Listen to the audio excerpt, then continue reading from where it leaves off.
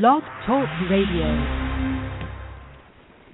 Today's show will feature a discussion with Dianne Bischoff James' new book, The Real Brass Ring.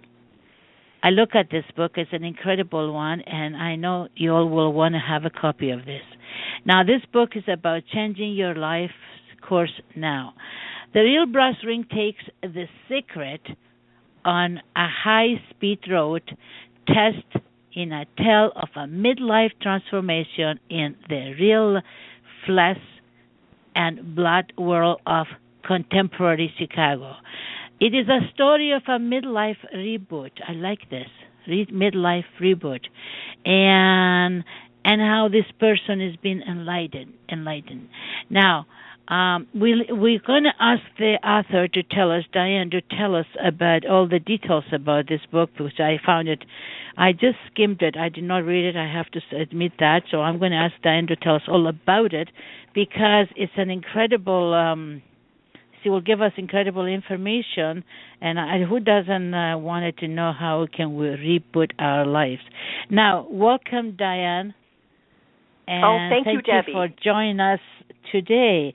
Now, Dianne, I would like to say a little bit about yourself before we go any further, or perhaps incorporate this.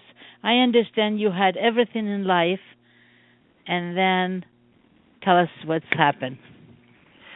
Yes, Debbie, I was pretty fortunate. I was very well programmed in my early years. I had been taught that you could do a couple things in life. You could be like a doctor, a lawyer, an engineer, or an accountant. If you do those four things, you're going to be happy.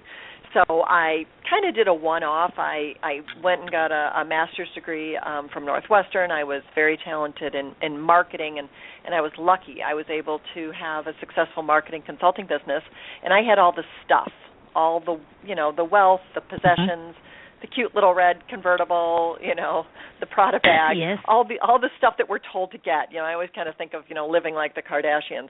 And I also was lucky. I was able to have a mini mansion across from the lake in Chicago. And I followed every program, every rule that I had ever learned growing up from very, very strict parents. And, they said you have to get married by a certain... You were very well domesticated. I was, as you would say, I was very well hypnotized. Yes. I had a lot of messages that were running underneath the current, and I had to get married by a certain date, so I did that. I did actually within the time frame. I was told I had to have all these kids, and I have to do everything in the world for them, and work from sun up to sundown. And of course, then you're going to be happy, right? Isn't that always the promise? The little pot of gold at the end of the rainbow. But what happened is that on my 38th birthday, I decided to give myself a gift, and it was only kind of out of just synchronicity that I had heard about Sonia Choquette. And a lot of people may know of her. She's an internationally known psychic. And I went to see her kind of on a whim. It really was nothing more than a birthday present I was giving to myself. And I really thought, Debbie, that she was going to tell me that I was totally the cat's meow. I thought she would say, you totally got it together, girl, just keep going. But instead, during this 1-hour session I had with her, which happened to be in her home at the time in Chicago, she completely and utterly stripped me down almost naked. She said, everything about your life is wrong. You are this unlit Christmas tree. Not a single bulb is firing. You have everything that you thought you were supposed to get, and you're living somebody else's life. None of it is your own. So talk about being programmed. And wow. She didn't have to tell me at the time, but I was 190 pounds, so I was overweight. I was chronically in pain. She called me out on this too. She said, you're clinically depressed. And I was popping Prozac every day, so she was pretty right on that one. And she said my relationship was it was fraternal, that there was no heartfelt connection, and my career was wrong. And she said, pretty much, you did all this stuff, and not one, you climbed up a ladder, and that was not even the ladder you were supposed to be on. So she nailed me right to the wall that day. Wow. And then what happened? Well, at first I was in shock. it's one thing to say, okay, well, maybe you need to like lose a couple pounds. Another thing to say, maybe you need to look for a new job. It wasn't like that for me. This was not a mini reboot. This was a macro reboot. Everything in my life was wrong. What I was pursuing, she said I'd be very good at the arts, so that I needed to go back to theater, which is something I'd always been crazy about performing. So she said you have to go back to theater. You have to, work on your relationship. She said, but she didn't give me a lot of positive direction in that way. And she said, you have to 100% start over. And then she said, you're going to be this speaker, healer, teacher, and an author. And she said, I'm telling you, you need to write every single solitary day. And she said, do not come back to me. Do not even talk to me until you have completed at least your first book. Now, none of this, I wasn't doing any of it at the time. I was just trying to keep this mini mansion afloat that I had and keep my kids fed and keep shoes on their feet and working all the time just to keep up all the stuff that I had created. So I kind of was looking at this avalanche that was coming towards me. My entire world needed to go down the hill, explode, and then be completely recrafted in each and every facet of life. And that's what the book is about, and why kind of we relate it to The Secret. The Secret says, or it seemed to say at the time, if you want $1 million, all of a sudden this bag of $1 million is going to end up on your doorstep tomorrow, right? If you just keep a positive attitude and stay happy. Well, it didn't work quite that way. I had to go into kind of like my chemistry lab of manifestation and try to figure out how to totally recraft a life using everything I could possibly come up with, including, emotional, mental, physical, and spiritual tools, tricks.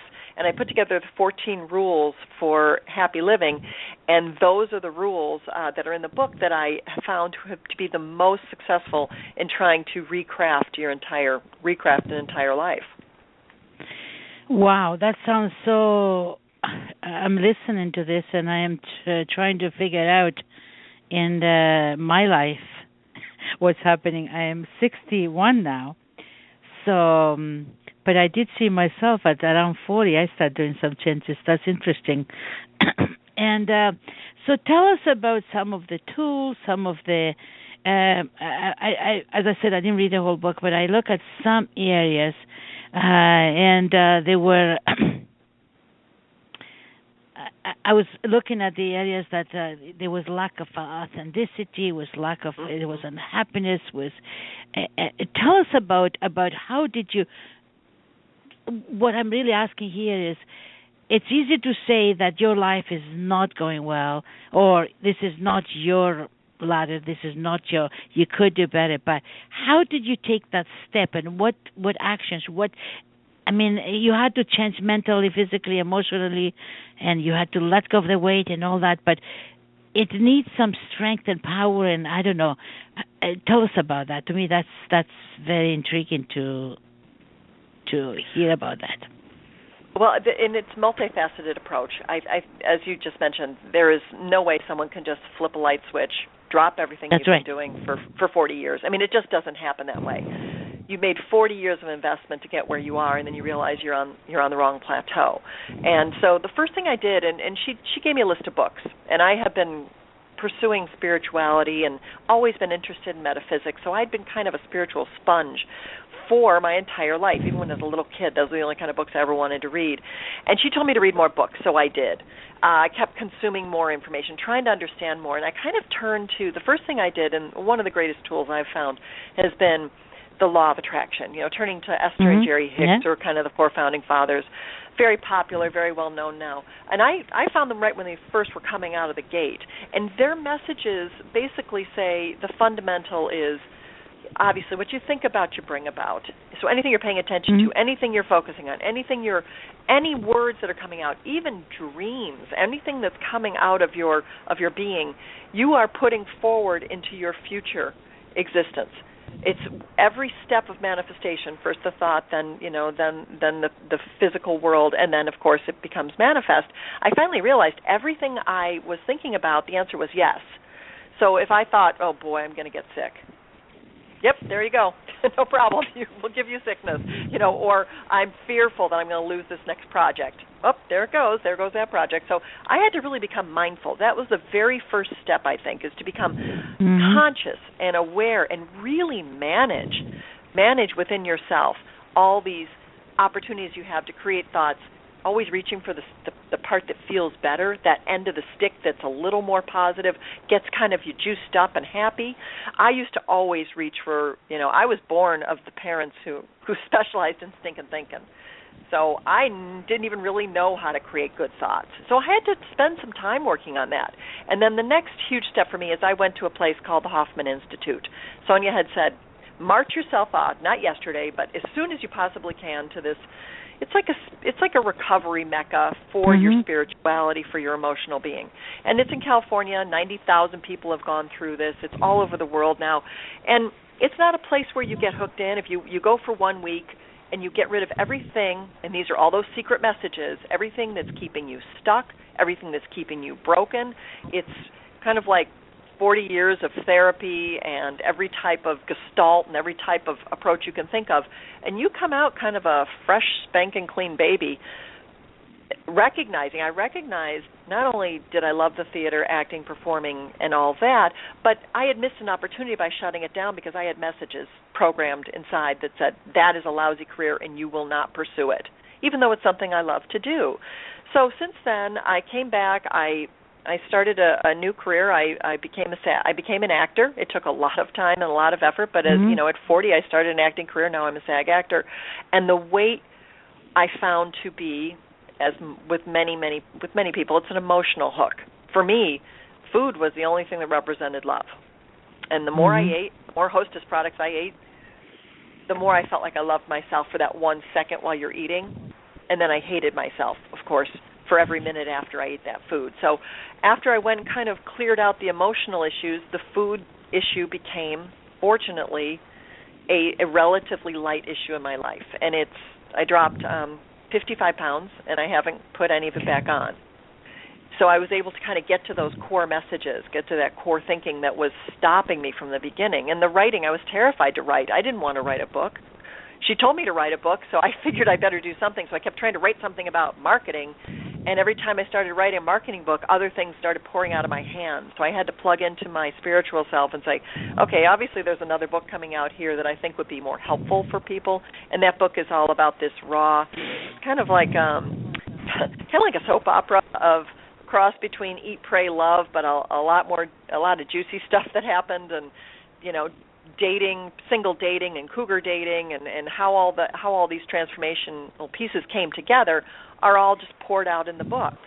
So I had to go back to authenticity, to myself, deal with the food, deal with the weight. I got rid of the mini mansion because they forget to tell you when you buy big stuff, you have to pay big money to keep it up, and it was too stressful. It just everything about my life was discomfort, unhappiness, and stress. And since those shifts and getting to the core issues, everything has turned around and has been synchronistically very, very positive.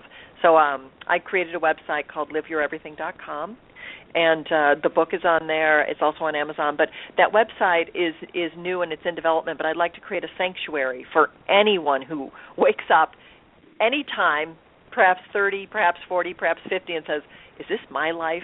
Is this what I really have? Is this really where I am? And the answer is, I can't believe that's all it is. And they have the opportunity at any age to recraft and recreate and get to authenticity, and also to fulfill your life's work. Because when we're on path and we're doing things that make us feel all happy, all excited, all energetic, the whole world feels excited, happy, and energetic, and every day feels better. So that's pretty much the goal of what I'm trying to create. Wonderful. But you also have children, right? I have 3 children. 3 children. So how did you have to manage transforming your life, doing all these things you have to do, and to deal with your children? Well, that's an excellent question. I made some mistakes, I'll be honest with you. When part of the book does reveal that the process that I went through to find myself, I did it in a cover-up situation. I agreed with my husband at the time. We agreed that the relationship was not healthy. It wasn't really working out. But for at least 2 years, we lived in the same house, and we were single. and we did not tell the kids. And the reason I didn't tell the children is because it was my number one greatest fear in my life. I knew that I wanted to be a good parent and a good mother, and I knew that good parents don't hurt their kids. So I was tremendously stuck between how do I be the person I need to be and how do I shatter their world. So it was an incredibly dramatic journey as to how we crossed over all of these kind of stepping stones to get to the point where I did come clean. It's all outlined in the book, what happened, how we told them, what their experience was, and trust me, hardest experience of my life was to tell the children that the relationship and the family that they had known was going to change, because this was not I was not in the right partnership. So we went through all those dramatic steps, but the most important thing is that I made sure they knew I was always going to be there, whether they were angry, whether they were upset, whether they were scared, whether they were crying, whether they went through their own experience of grief, I was going to be there. So I went through all the stages of the change with them, being almost non-reactive to it in a way, because I was feeling so much better about myself.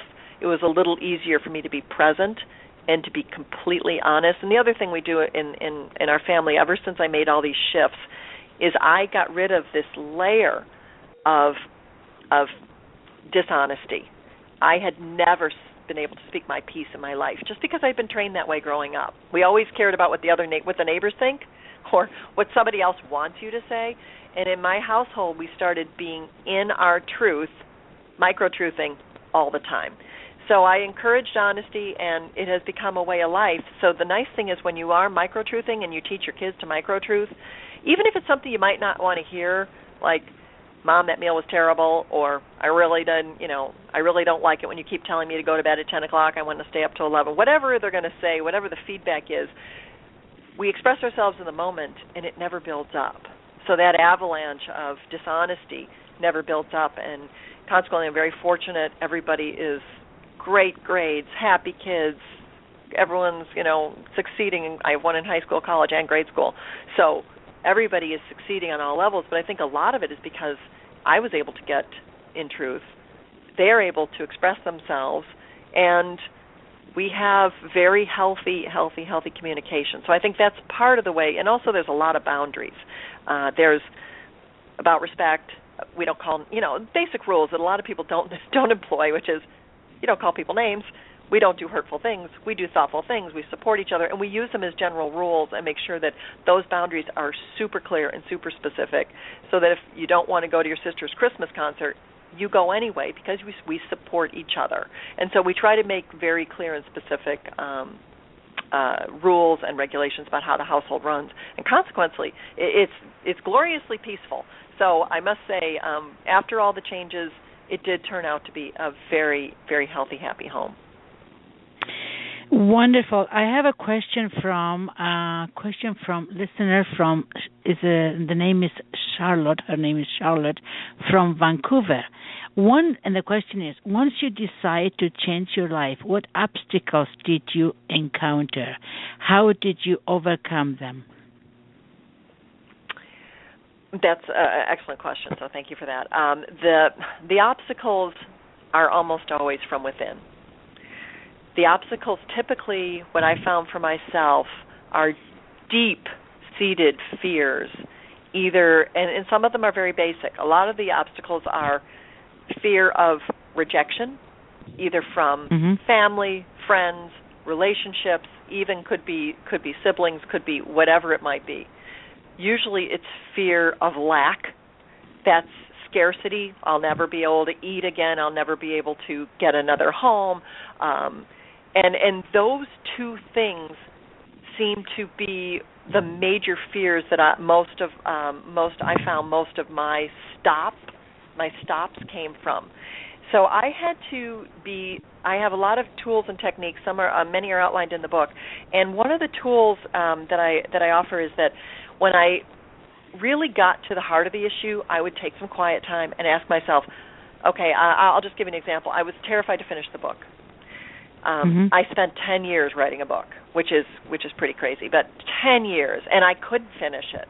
And I finally said to myself, and I call it putting your boots on, putting your boots straight forward and facing whatever you're talking about. So I straightened out my boots, and I said, what is stopping you? What is your problem? And one of the problems that I had, and the messages just come through. I started listening to my inside, and it said, I'm really terrified that this is going to be rejected. So it was a combination of fear of success, but also major fear of failure. And when I realized that my fear of failure was completely inauthentic, in that if one person, I changed my goals, if one person found any help from this type of open dialogue, this raw account of change, if one person finds help, then I succeeded. So I changed my definition of what success was. I also changed my definition of failure. I realized I don't get to control what anybody thinks or does. I don't have any control over the other guy. The only thing I can do is fulfill self. So I let go of the fear, I straightened my boots on, and I put myself, literally, I kind of like physically straightforward, and I made myself sit down and finish with a little timer. I gave myself a timer I had to put an hour in a day, and I finished it. And I said, I can release it now because I fulfilled my work. My life's work is being fulfilled, and I could let it go. So whether it succeeded or whether it failed no longer became the issue, because it stopped being, the stop was no longer in my way. And so a lot of times it's doing these mental exercises and really getting to the bottom. You know, what lack are you afraid of? Do you think you won't be able to feed your kids? Well, the truth is that the world is abundant, and we will find a way. If it's not through one avenue, if it's not through the door, very often it's the window that something comes in that is amazingly synchronistic but beautifully helpful to you at the time you need most. So one of the other big issues with making change is trust. Huge issue is trust. We don't trust that if we make these big changes towards our life purpose, our life's work, that the financial will support us, that we will find a place to live, that we will be able to be without, imagine, what if I don't have a relationship? So most people who are in unhealthy relationships are there strictly because they're afraid to actually look at themselves and love themselves. So some of these basic core issues, and again, they're all in the book, and they're part of the whole future of this website is to focus on these issues and to help people with tools and techniques that will be able to resolve them. Fantastic. Now, I would like to ask you to tell us some of this pragmatic manifestation exercise, but before I do that, can you tell us where people can find your book? And I am going to read it myself for sure, the whole book, because I didn't have time to read the whole thing. But anyways, it sounds so interesting. Where can they find your book? And then perhaps we only have 3 minutes. You can tell us some of the exercise people can do, our listeners can do, in order to find themselves, to improve in their lives and to perhaps find their true self. And then they can buy the book and read it. And I'm going to send this message to all of my not only listeners but to my mailing list. So people should buy the book. I think it's a wonderful help book in order for people to find their true self. And I love that. And I know a lot of my clients will have issues that they wanted to improve their life, to change their lives, and they're fearful because of those obstacles and fears. And I think all this may be illusions, but they see them as a true fears. Anyway, so where do we can find the book? And then you can give us a couple of minutes of few exercises that you can give to the people. The book is on Amazon.com. It's called The Real Brass Ring, Change Your Life Course Now. It's also on BarnesandNoble.com, so it's widely available. Also, you can have access to that through my website, which is called LiveYourEverything.com. And part of the book that is the most helpful, I believe, is to get a hold of the 14 rules for happy living.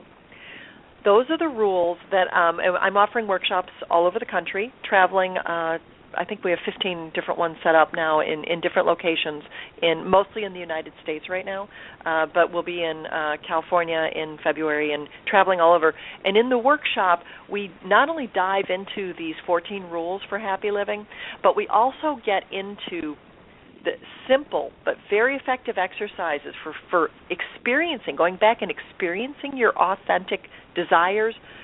What is your life's work? What is it? I call it the Love It inventory. And this is a very quick exercise that's very, very helpful. And just in a quiet moment that you have, even today, before you go to bed, take 15, 20 minutes and write down everything that you love to do. That Love It inventory, even if it's as simple as, I love to put my hands in the dirt when I'm gardening. I love to go out with the dog at night for a walk because it's quiet and peaceful and beautiful. I love to act. I love to sing. I love to play the piano. Whatever it is that you love to do, write that list down and do not hold yourself back. Anything that you love to do. And then a very simple exercise is take a look at that list and do at least like 30 minutes of something on that list at least every week. And it changes my week completely. Whatever simple thing that I love to do, even if it's just running out during the middle of the day and getting that quick manicure that nobody knows about, I just love it because I can sit there quietly and no one's talking to me and it's just a peaceful world. It changes my entire week because it tells yourself you're worthy, you are loved, you are loving, you are lovable, and you deserve it. You deserve to do things you love. And that higher vibration, if you do it every week, will spin you up into a much higher, happier framework. And that's how you pull more things into yourself. So that's just one quick sample. Wonderful. There are many, many more exercises that you can do. The title of the book is The Real Brass Ring, Change Your Life Course Now. And you, as Dianne mentioned, you can find it in all kinds of places. I assume Amazon will have it, right? Oh, yes, Amazon and BarnesandNoble.com. Yeah, because that's if you want to order it. Thank you. So we almost out of time. I have to make a couple announcements, and I would do want to